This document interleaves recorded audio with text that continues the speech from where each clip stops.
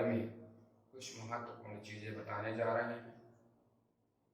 आप सभी ध्यान से कोशिका के बारे में सुने, क्योंकि कोशिका प्रत्येक जीवधारी के शरीर की सबसे महत्वपूर्ण इकाई है। बिना कोशिका के कोई भी जीवधारी नहीं बना है। जो जीवधारी बने भी हैं वह पूर्ण है, यानी जिन्हें अकोशिकीय कहते हैं, और उसमें मुख्य रूप से वायरस आते हैं। लेकिन कोशिका हमारे शरीर की महत्वपूर्ण इकाई है। यदि देखा जाए तो कोशिका हमारे शरीर की संरचनात्मक एवं कार्यात्मक इकाई है। हमारा शरीर छोटी छोटी संरचनाओं से मिलकर के बना है। इन छोटी छोटी संरचनाओं को हम कोशिका कहते हैं। कोशिका की खोज सबसे पहले 1665 ईस्वी में अंग्रेज वैज्ञानिक रॉबर्ट हुक ने किया। इसके बाद 1670 ईस्वी में लीवेनहॉक ने सबसे पहले कोशिका को देखा, और 1971 ईस्वी में मार्सेलो मालपीजी, इन वैज्ञानिकों ने सबसे पहले कोशिका का अध्ययन किया। और इसके बाद 1838 ईस्वी में स्लीडन और शॉन, दो वैज्ञानिकों ने कोशिका का सिद्धांत प्रतिपादित किया।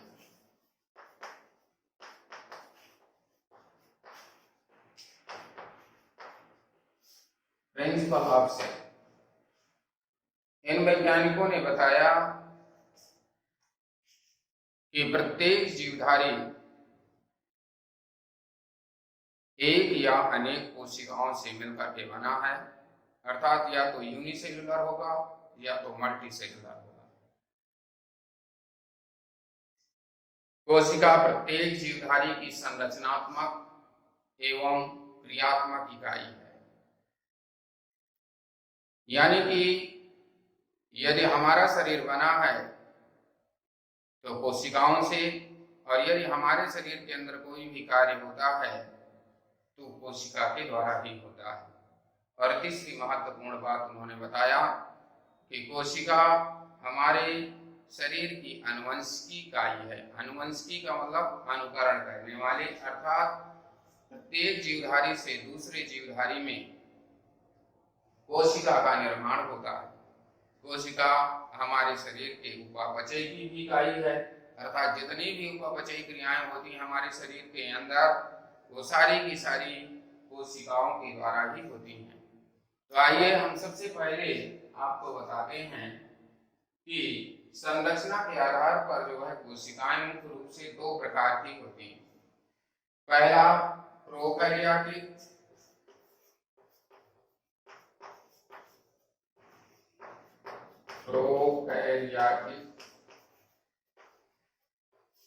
कोशिकाएं,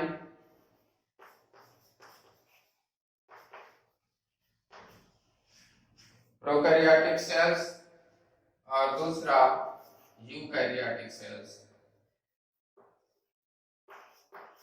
यूकैरियोटिक कोशिका।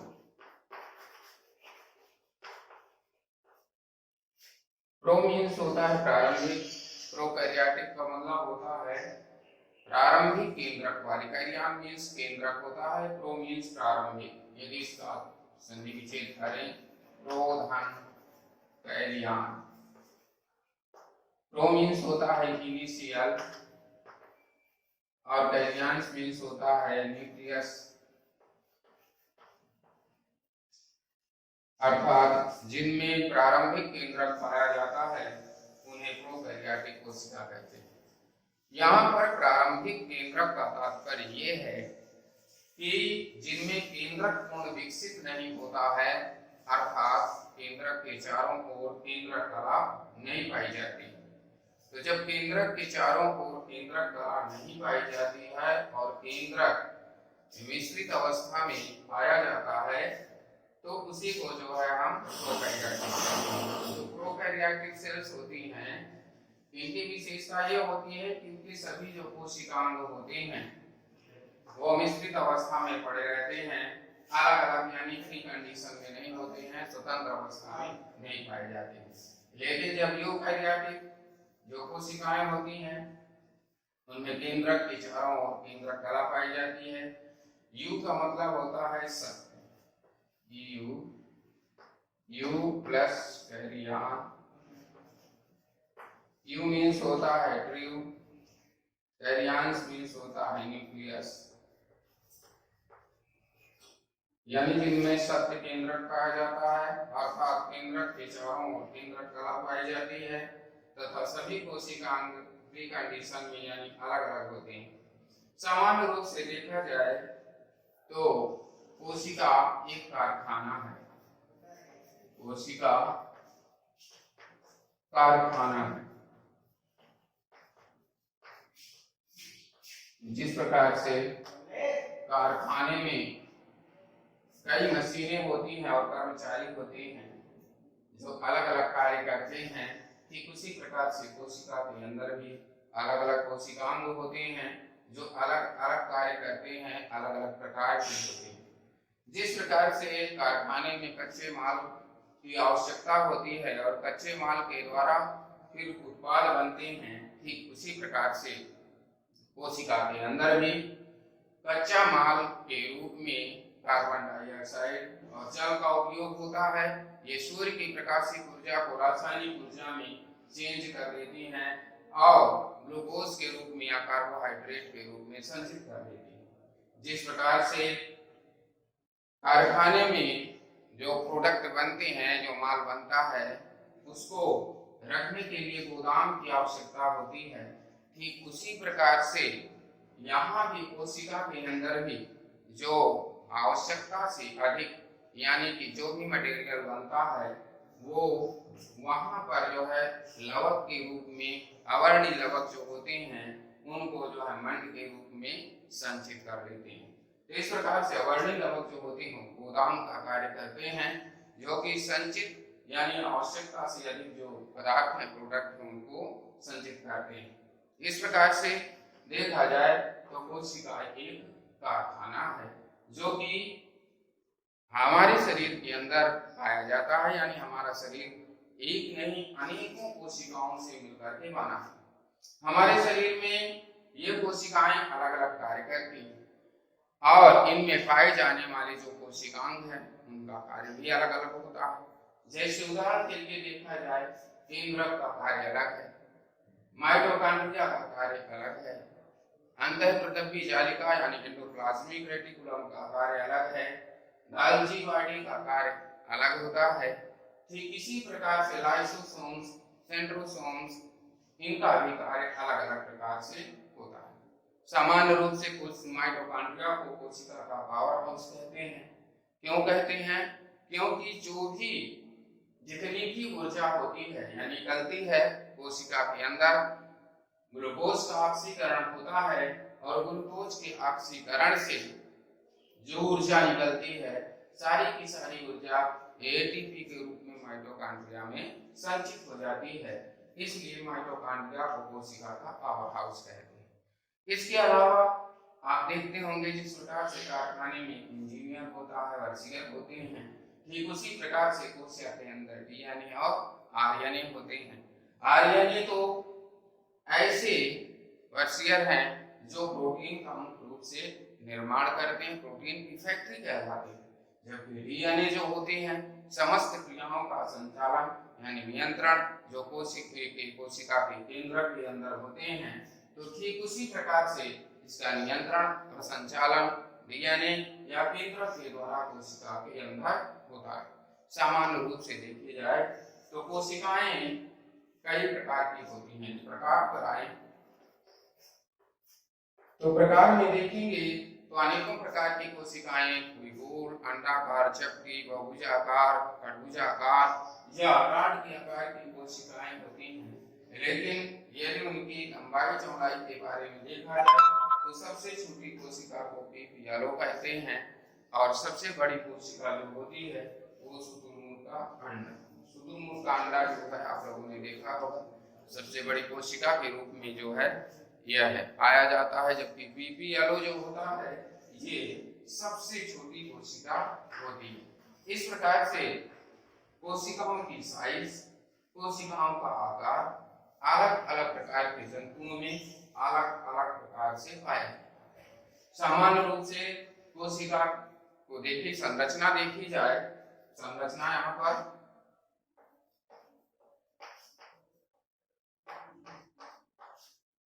तो कोशिका के मुख्य रूप से 3 भाग होते हैं। पहला भाग जो इसका होता है कोशिका भित्ति,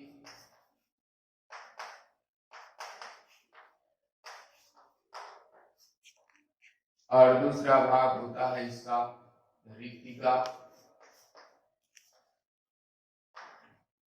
और तीसरा भाग होता है इसका जीवद्रव्य।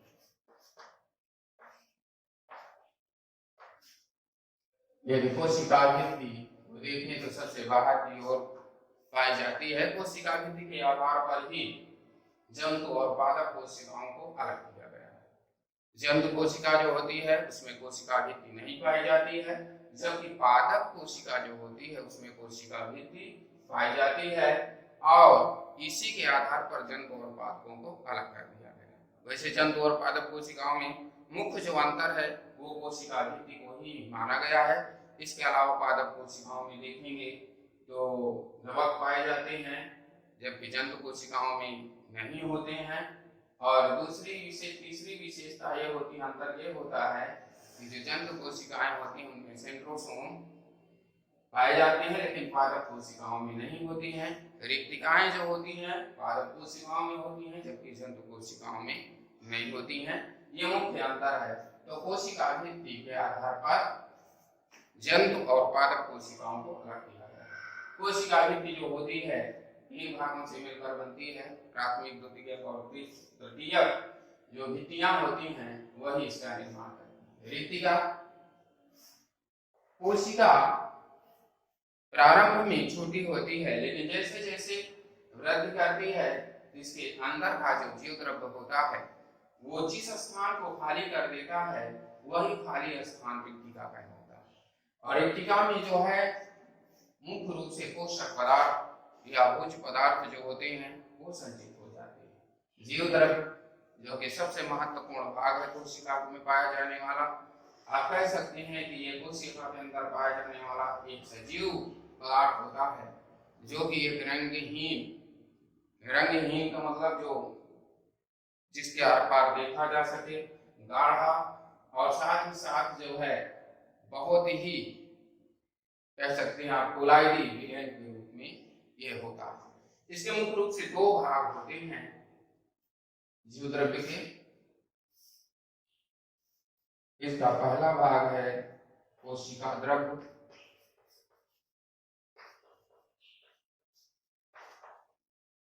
और इसका दूसरा भाग है केंद्र। कोशिका द्रव्य में अनेकों कोशिकांग होते हैं। कोशिकांग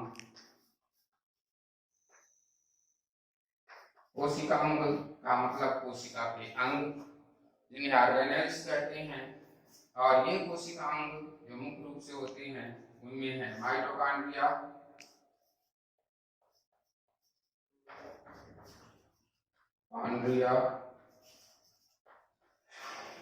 दूसरा है लवक, तीसरा है अंतःप्रतंबी जालिका,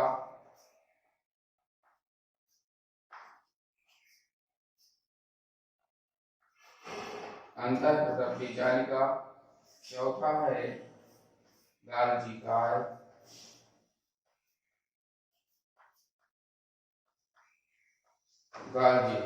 पांचवा है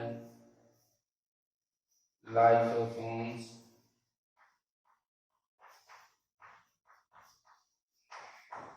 छठवां सेंट्रोसोम,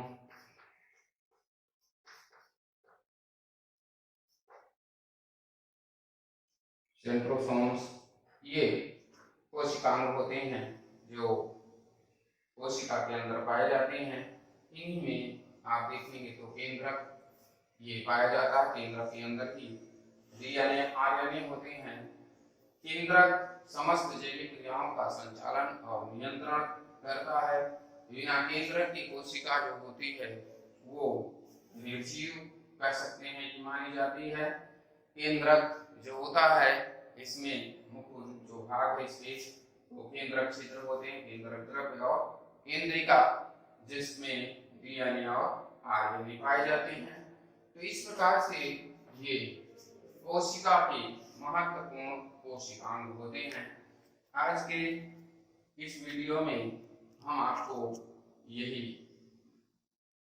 बताएंगे। नेक्स्ट वीडियो में हम थोड़ा सा कोशिका के और महत्वपूर्ण चीजों की आपको जानकारी देंगे।